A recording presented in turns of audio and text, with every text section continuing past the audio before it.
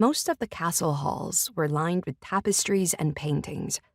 Some showed glorious battles, or what Calen guessed were important friends and ancestors of the royal family, but others were complete stories in themselves, with entire lives depicted scene by scene. Calen usually stopped to admire them when he passed, but right now he hardly saw them at all. He turned down a dimly lit corridor that led to the mage's quarters.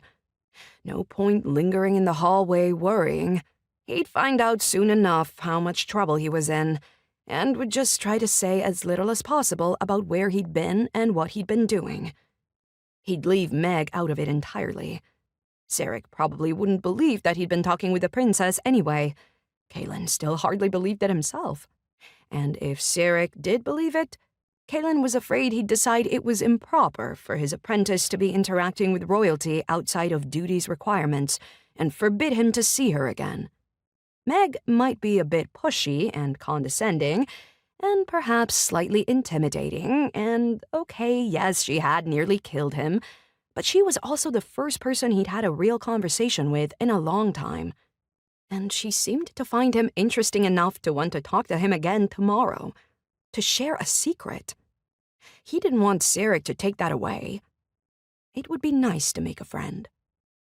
In the 6 years he'd been apprenticed to Sarek, they'd spent time in several different households, among families of varying ranks and stations, and Sarek had never seemed interested in getting to know anyone closely, or, gods forbid, actually making friends anywhere.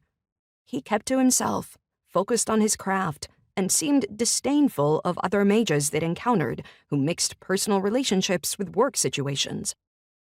Which was all very well for him, but Calen had no desire to live the rest of his life with no one but Sarek and his ill-tempered Geyer cat for companionship. Life before Sarek hadn't exactly been perfect, but at least in between the work there had been moments with other people.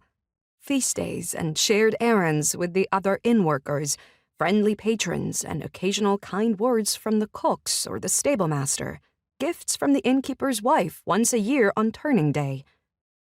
But Sarek seemed to go out of his way to avoid other people. Even Calen's company sometimes appeared to be more than he could bear. Which was something the great mage really should have thought about before dragging Calen away from the only life he'd ever known to be his stupid apprentice.